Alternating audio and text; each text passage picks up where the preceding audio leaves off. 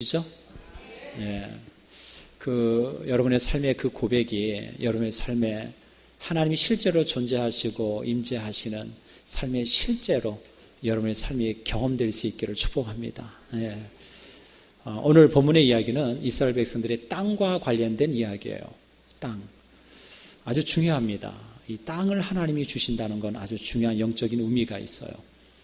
여러분 잘 아시겠지만 한 나라의 조건이 되기 위해서는 세 가지가 필요하죠. 뭐죠? 나라가 되려면 국민, 영토, 그 다음에 주권. 우리가 아마 사회 시간에 다 배웠을 거예요. 예. 한 나라가 이루려면은 이 세 가지가 조건이 구성이 됩니다. 그 중에서 국민도 있어요. 주권도 있어요. 근데 뭐가 없어요? 뭐가 없어요? 땅이 없으면 보트 피플 되는 거예요. 예. 나라라고 할 수 없는 거죠. 이스라엘 백성들에게 하나님이 그런 나라를 이루시고자 이스라엘 백성들에게 하나님이 약속하신 게 뭐냐? 그게 뭐죠? 가나안 땅이에요. 가나안 땅. 한 민족을 이루시게 하시겠다는 거예요. 그래서 그 땅을 하나님이 이스라엘 공동체에 허락하십니다. 그래서 하나님이 12지파에게 그 가나안 땅을 쪼개서 제비 뽑아서 그 땅을 갖게 해요. 그런데 하나님이 그 땅을 허락하시면서 말씀하셨던 율법의 전제 조건이 있었어요. 그 땅을 내가 너희들에게 허락하고 그 땅을 너희들이 유용하는 것은 내가 허용하지만 그러나 그 땅의 소유는 영원토록 너에게 있는 것이 아니라 누구에게 있다고요? 하나님께 있다는 것을 잊지 마라. 여러분 아주 중요한 의미예요. 우리가 이 세상에서 살아가면서 우리에게 모든 것 주시는 것들 그걸 우리가 활용하고 유용하는 건 하나님이 우리에게 주신 특권이에요. 그러나 그것을 우리가 소유하는 건 아니에요. 그래서 우리가 성경에 우리의 삶을 청직이라고 얘기하는 게 거기에 있는 거예요. 우리가 그걸 활용하고 쓰는 거는 하나님이 우리에게 주신 축복이니까 마음껏 누리세요. 하나님의 선한을 위해서 쓰세요. 그러나 그것을 내가 가지려고 하는 욕심을 품어서는 안 돼요. 그건 하나님이 우리에게 허락하신 게 아니에요. 왜요? 우리가 거할 영원한 곳은 이 땅이 아니라 하나님의 나라니까. 우리의 시민권은 하늘에 있으니까. 오늘 그거와 관련된 이야기예요. 오늘 본문에 아주 이스라엘 나라의 아주 악한 왕, 이보다 더한 왕이 있을소냐? 아카도다 아하방. 이 아하방에 관련된 이야기예요. 이 아하방이 살고 있던 이스라엘이라고 하는 이 지역 궁궐 옆에 나봇이라는 사람이 포도원을 하고 있었습니다. 어느 날 아하방이 궁궐에서 늘 보다 보니까 이 포도원이 너무 기름지고 자신의 궁궐 앞에 있는데 여기를 자기가 이 채소를 좀 갖고서 자기의 유용한 것을 좀 쓰고 싶은 욕심이 들기 시작했어요. 그런데 그곳의 토지의 경작권은 누가 갖고 있어요? 나봇이라는 사람이 가지고 토지를 경작하고 있는 거예요. 그런데 왕이잖아요. 어느 날 저것을 한번 내가 좀 갖고 싶다라는 욕심이 들기 시작합니다. 그래서 나봇에게 우선은 어떻게 합리적인 나름대로 제안을 제시해요. 나봇에게 사람을 보냅니다. 그 포도원을 내가 아주 훨씬 좋은 값으로 치러줄 테니까 그것을 나한테 팔아라. 아니면 그게 싫으면 그 너 땅보다도 더 좋은 조건의 땅으로 내가 대신 바꿔줄 테니까 우리 서로 바꾸자. 왕이 이런 제안을 했다면 여러분 같으면 어떠시겠어요? 여러분 사는 솔직한 얘기로 죄송한 얘기지만 이 목동에 있는 땅하고 저기 어디 파주 끝에 있는 땅하고 바꾸자 그러면 바꾸시겠어요? 네? 바꾸시겠냐고. 네. 안 바꾸죠. 왕이 아주 너무나도 좋은 조건의 제시를 했어요. 그런데 오늘 나봇이 뭐라고 얘기하느냐? 뭐라 그래요? 죄송합니다. 안 됩니다. 라고 나봇이 얘기해요. 이 아방이 너무 기가 막혔겠죠. 한편으로는 좀 어이가 없기도 하고 한편으로는 좀 황당하기도 하고 당황스럽기도 하고 어이가 없는 건 이 정도 조건인데 그거를 왜 마다하지? 이해가 안 될 수도 있어요. 또 한편으로 황당한 것은 아니 왕이 얘기하는데 한낱 신하가 왕이 얘기하면 들어야지 왜 내 말을 듣지를 않지? 라고 하는 뭔가 좀 당황스러움이 아합에 있었던 것 같아요. 그런데 나봇은 왜 안 되는지를 레위기 23장의 말씀을 근거로 이야기합니다. 우리 한번 성경을 볼까요? 레위기 25장 23절 한번 읽겠습니다. 시작. 토지를 영구히 팔지 말 것은 토지는 다 내 것임이라. 너희는 거류민이요 동거하는 자로서 나와 함께 있느니라. 왕이시여 당신도 알지 않습니까? 율법에 말씀하시기를 토지는 영구히 뭐하지 말라? 팔지 말라. 토지는 누구의 것이기에? 하나님 여호와의 것이기에 우리가 함부로 개인의 이익을 위해서, 개인의 욕심을 위해서 팔고 사지 못하도록 율법에 금하고 있지 않습니까? 왕이요, 당신도 이 율법을 잘 알고 계시지 않습니까? 여러분 생각해 보세요. 법적으로 아무런 하자가 없는 근거를 제시하는 거예요. 그럼 할 말이 있어요, 없어요? 없지요. 그런데 법보다 뭐가 가깝죠? 법보다 뭐가 가까워요? 요게 좀 가까워요. 법보다 요게 가까워요. 그런데 아합도 유대인이잖아요. 율법을 알고 있잖아요. 나봇이 생각보다 똑똑한데, 상당히 아주 엘리트적인데, 뭔가 합리적이고 뭔가 이런 걸 되면 될 줄 알았는데 하나님의 말씀을 딱 제시하면서 팔 수 없습니다라고 세게 나오니까 아합이, 오늘 성경 말씀 보실까요? 어떻게 하고 다니는지 보실까요? 우리 4절 말씀 읽겠습니다. 4절 시작. 아합에게 대답하여 이르기를 내 조상 유산을 왕께 줄 수 없다 하므로 아합이 근심하고 답답하여 왕궁으로 돌아와 침상에 누워 얼굴을 돌리고 식사를 아니하니. 아합이 삐져서 밥을 안 먹더라, 이런 얘기예요. 우리 어린이들 무슨 얘기 알겠죠? 예. 아합이 삐져서 밥을 안 먹더라. 아합이 왕의 채통을 얻으러 사라져 버리고요, 나봇이 그걸 주지 않는다는 것 때문에 감정이 상해가지고, 그리고 법률적인 근거를 제시하니까 거기에 합당하게 뭔가 미룰 만한 근거가 없으니까 전전긍긍하면서 금식하면서 누워있는 모습을 보게 돼요. 여러분, 아합이 어떤 사람인 줄 아세요? 여러분 궁금하지 않으세요? 성경이 아합에 대해서 뭐라고 얘기하는지 한번 성경을 한번 찾아보실까요? 우리 21장 25절을 한번 보시죠. 21장 25절, 성경이 아합을 뭐라고 평가하고 있는지 우리 한번 읽겠습니다. 시작. 예로부터 아합과 같이 그 자신을 팔아 여호와 앞에서 악을 행한 자가 없음은 그를 그의 아내 이세벨이 충돌하였습니다. 여러분, 성경이 아합을 뭐라고 평가하고 있어요? 예로부터 아합에 견주할 만한 악한 왕이 있었다, 없었다? 없었다 이거예요. 악으로는 최고봉이었다, 이런 얘기예요. 그런데 표현이 참 재미있어요. 자신을 어떻게 했다고요? 팔아라는 표현이 있어요. 이걸 원문으로 성경을 보면은 악에게 자신을 내어 주었다, 이런 표현이에요. 아합이 스스로가 악에게 자신을 내어 주었다는 얘기예요. 쉽게 해서 무슨 얘기냐, 그런 얘기죠. 선보다는 악을 선택했던 사람, 하나님의 말씀보다는 우상을 선택했던 사람, 합리적인 이성보다는 자신의 욕심과 감정을 선택했던 사람, 그가 누가라고요? 아합이었다라는 얘기예요. 아합이었다. 스스로를 악에게 내어주었다는 거예요. 이 무슨 얘기냐? 무슨 얘기냐? 스스로가 그것을 선택했다는 얘기예요. 하나님보다는 우상을 선택하고 하나님이 기뻐하시는 일보다는 하나님이 싫어하는 일에 스스로가 선택을 했다는 거예요. 그러니 이런 모습을 보고 있는 아내, 이방 여자인 이세벨, 아주 독한 여자죠. 우리가 성경에 이 여자 이름을 잊을 수가 없잖아요. 이세벨이 어느 날 와 보니까 왕이 밥도 안 먹고 삐져가지고 등을 보고 말도 안 하고 끙끙대고 있는 모습을 보니까 이세벨이 묻는 거죠. 왕이시여, 왜 그러십니까? 왜 식사도 하나씩 이루시고 계십니까? 글쎄, 저 앞에 있는 나봇이라는 놈이 내가 이렇게 좋은 조건을 제시했는데도 말씀을 드러내잖아. 말씀을 드러내면서 이건 안 된다고 그러잖아. 그러니까 이세벨은 여러분 생각해 보세요. 이방 여자예요. 하나님의 율법을 알까요, 모를까요? 모르죠. 그리고 이세벨은 하나님의 율법을 알 필요가 있을까요, 없을까요? 없죠. 이세벨은 하나님의 율법에 대해서 알지도 못할 뿐더러 알려고도 하지 않는 여자예요. 왜요? 그 여자가 바알과 아세라를 섬겼던 여자고, 그 여자가 섬겼던 그 우상이 이스라엘 전체의 종교가 되도록 만들었던 악한 여자였거든요. 뿐만 아니라 자신의 남편의 아합까지도 악에게 스스로 팔리도록 만들었던 여자가 누구라고 성경이 얘기해요? 이세벨이었다고 성경이 얘기하잖아요. 이 여자가 기가 막힌 거죠. 아니, 한 나라의 시민이, 그것도 저기 포도를 농장하고 있는 농부가 왕이 얘기하는데 그거를 안 된다고 해? 이해할 수 없는 거예요. 왜요? 율법에 대해서 모르니까, 하나님에 대해서 무지하니까. 그래서 이세벨이 걱정하지 마세요. 이제부터 식사도 하시고요, 기쁨을 띠고 다니세요. 제가 이 문제를 다 해결할 테니까 걱정하지 마세요. 그리고 한 이 여자의 행동이 오늘 성경 말씀 볼까요? 보시죠.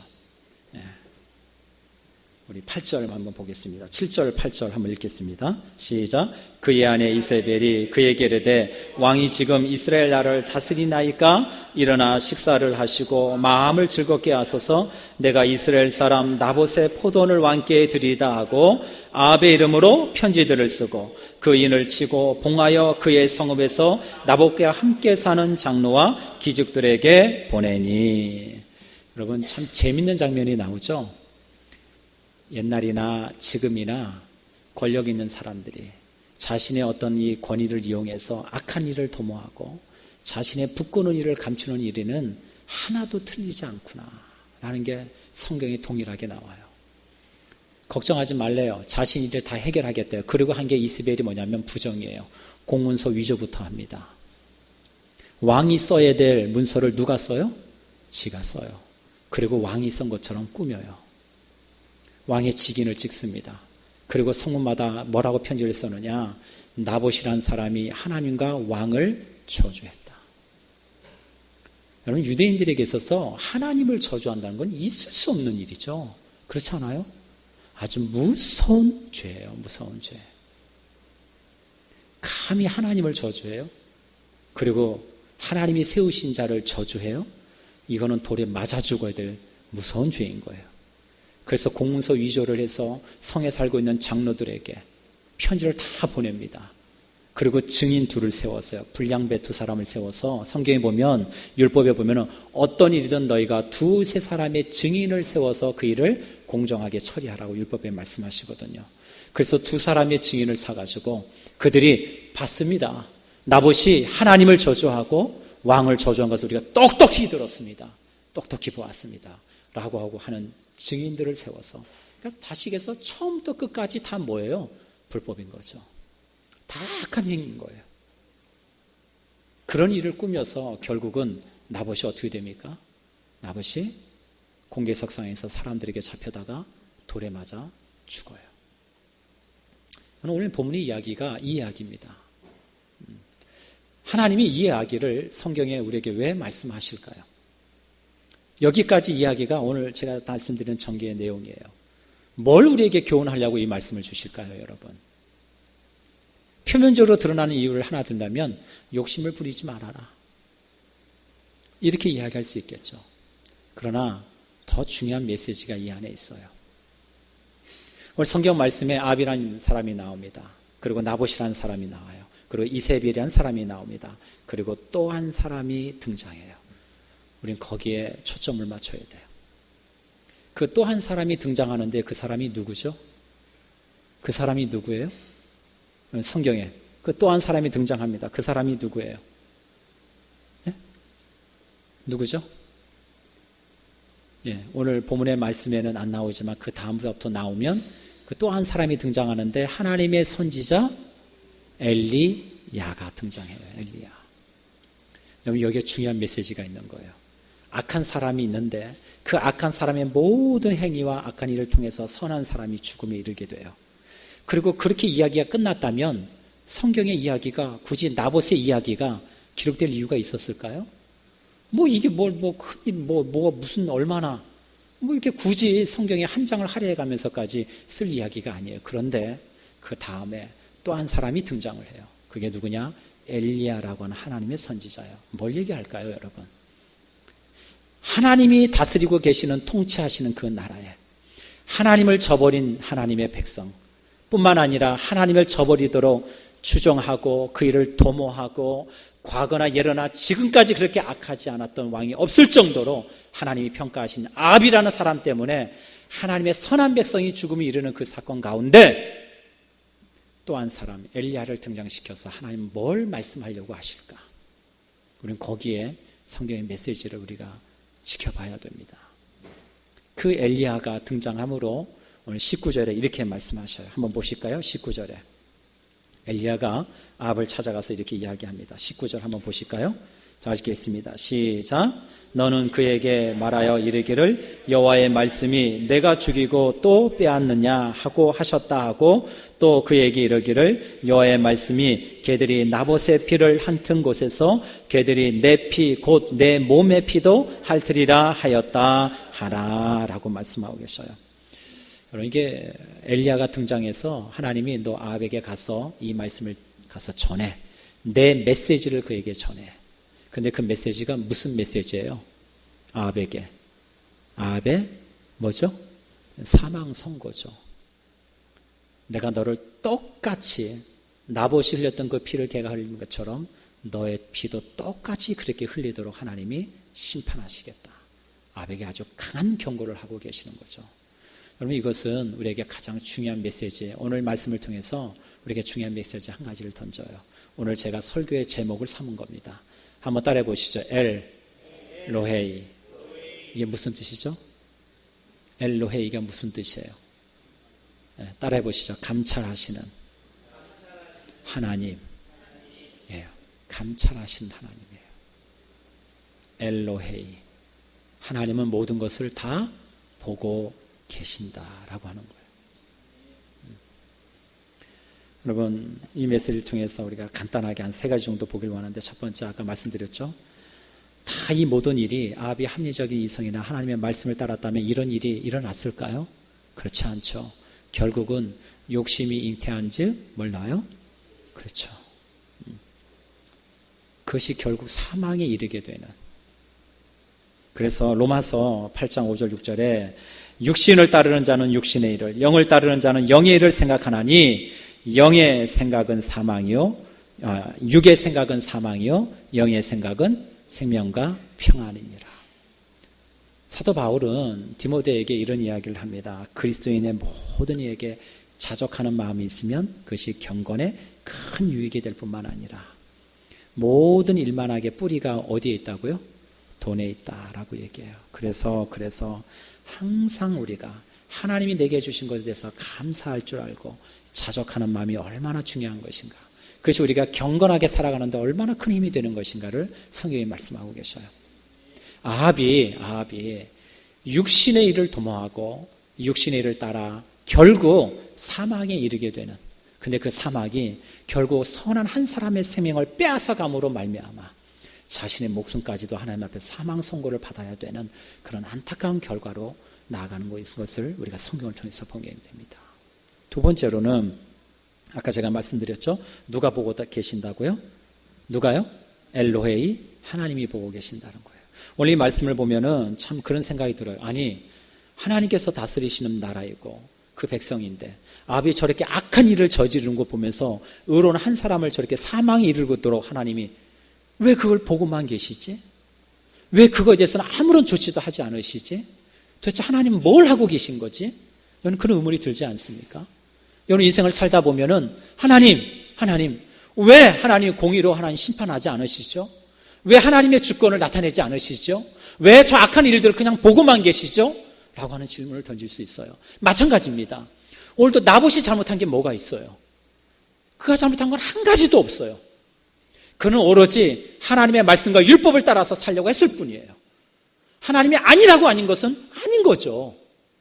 그렇게 살려고 했던 것밖에는 그의 잘못은 아무런 잘못이 없어요. 그런데 하나님을 떠나서 하나님을 경외하지 않던 그 악한 왕 아합 왕이 자신의 욕심을 따르려고 하고 육신의 욕망을 이루려고 하다가 하나님의 율법을 따르고 주의 말씀을 따르려고 하는 생명을 뺏어가는 그런 악한 일을 벌이고 있음에도 불구하고 하나님은 뒷짐지고 계시는 것 같아요.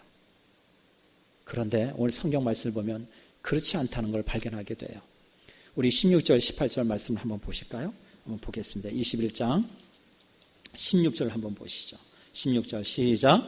아합은 나봇이 죽었다 함을 듣고 곧 일어나 이스라엘 사람 나봇의 포도원을 차지하러 그리로 내려갔더라. 우리 18절 한번 또 읽을까요? 시작. 너는 일어나 내려가서 사마리아에 있는 이스라엘의 아합 왕을 만나라.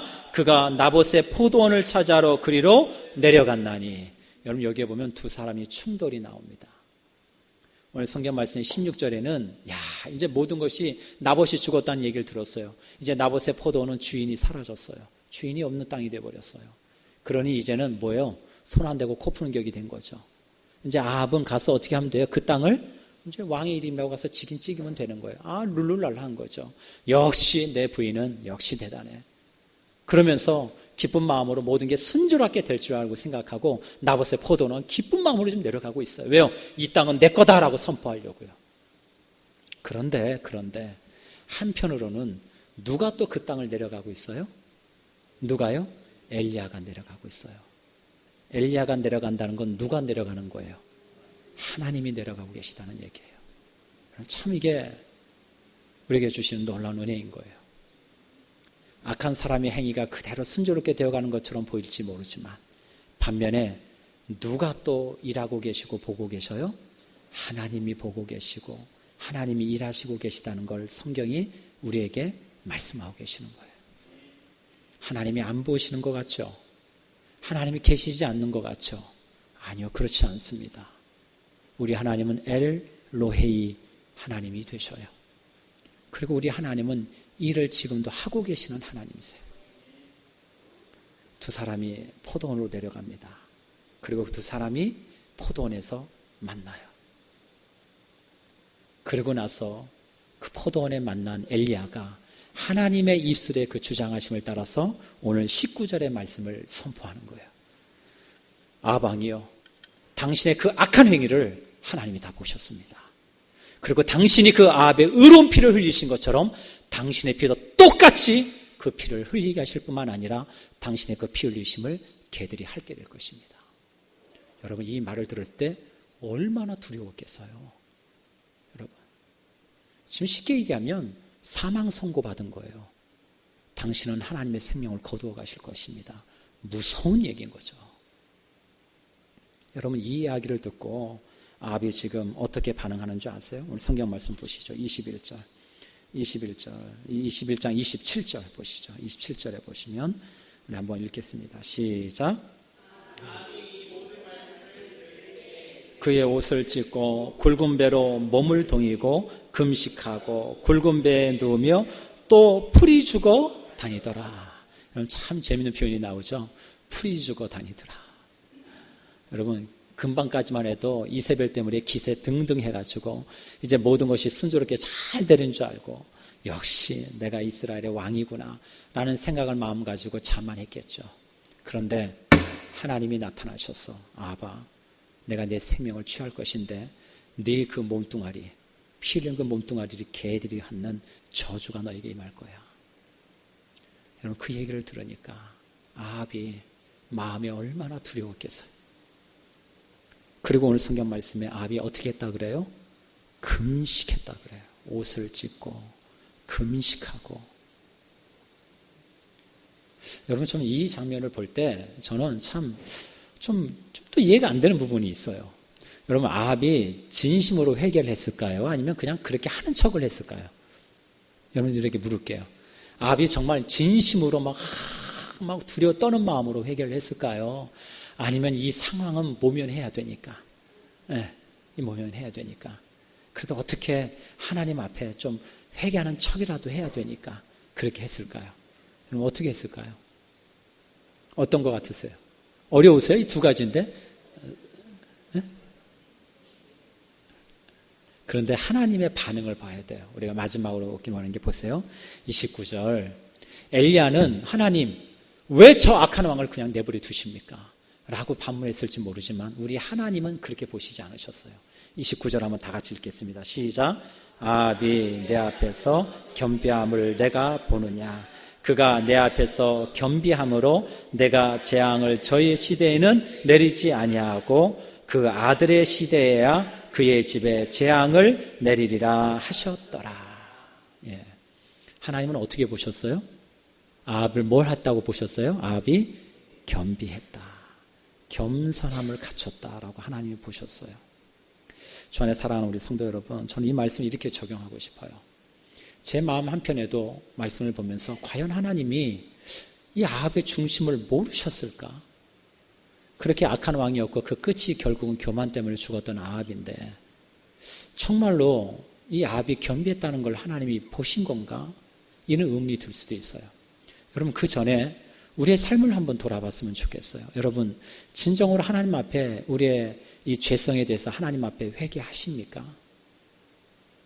여러분 어떠세요? 회개는 하나님 앞에 돌이키는 거잖아요. 근데 그 죄에 대해서 자꾸 반복적으로 짓는다면 그건 회개를 한 건가요? 그러면 하나님이 우리의 삶을 어떻게 하나님이 다스리셔야 되나요?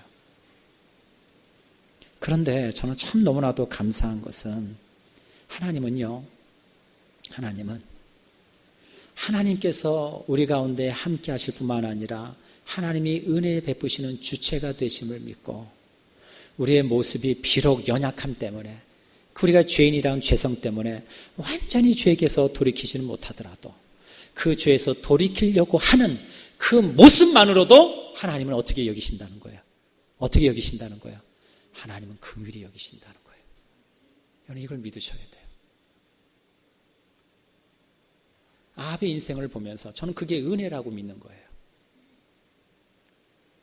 완전히 내 삶이 하나님 앞에 돌이키지 못할지라도 오늘 또 그 죄를 짓고 내일 또 그 죄를 짓는다 할지라도 하나님 저의 이런 연약함이 있습니다. 죄에 대한 불편함이 여전히 내 안에 있습니다.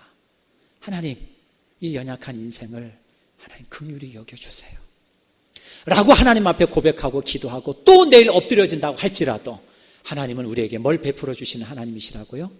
은혜와 긍휼을 베푸시는 하나님이라는 거예요. 여러분 이런 하나님이 우리의 하나님이 되신다는 걸 여러분 믿을 수 있기를 축복합니다. 오늘 제가 여러분들에게 드리고 싶은 간단한 메시지는 이거예요. 우리가 육신의 정욕을 쫓아 육을 쫓아 우리가 육을 위해서 신는 자가 되면 결국은 육을 위해서 썩을 것을 거두고 사망을 거두는 인생밖에 되지 않아요. 우리는 늘 하나님의 사람으로서 영을 쫓아 성령으로 심고 성령이 주시는 우리에게 주시는 그 열매들을 거두는 그런 인생이 될 수 있기를 주의 이름으로 축복합니다. 또 하나 우리 하나님은 엘로헤이 하나님이세요. 우리 하나님은 다 보고 계셔요. 우리가 진실로 하나님을 경외하고 하나님의 말씀대로 살려고 애쓰고 노력할 때도 하나님도 보고 계실 뿐만 아니라 우리가 그렇게 하지 못하게 살아갈 때도 하나님을 떠나려고 하고 하나님의 말씀을 어긋나는 삶을 살려고 하고 그때 그렇게 우리의 마음이 막 불편한 마음 가운데 살아갈 때라도 하나님은 여전히 우리를 감찰하시고 보고 계시는 하나님이 되신다는 거예요. 뿐만 아니라 그런 연약함 때문에 자꾸 우리가 넘어지고 우리의 죄성 때문에 하나님 앞에 연약함이 반복적으로 드러날지라도 우리가 하나님 은혜의 보좌 앞에 엎드리기만 하면 하나님 앞에 긍휼을 구하기만 하면 하나님은 여전히 변함없으신 그 하나님께서 주의 사랑과 긍휼을 우리에게 베풀어 주시는 하나님이 되신다라고 하는 사실이에요. 우리가 이 사실을 여러분 잊지 마시고 우리의 삶 가운데 그 하나님과 동행하는 그 기쁨 가운데 거하는 저와 여러분의 삶이 되어지기를 주의 이름으로 축복합니다.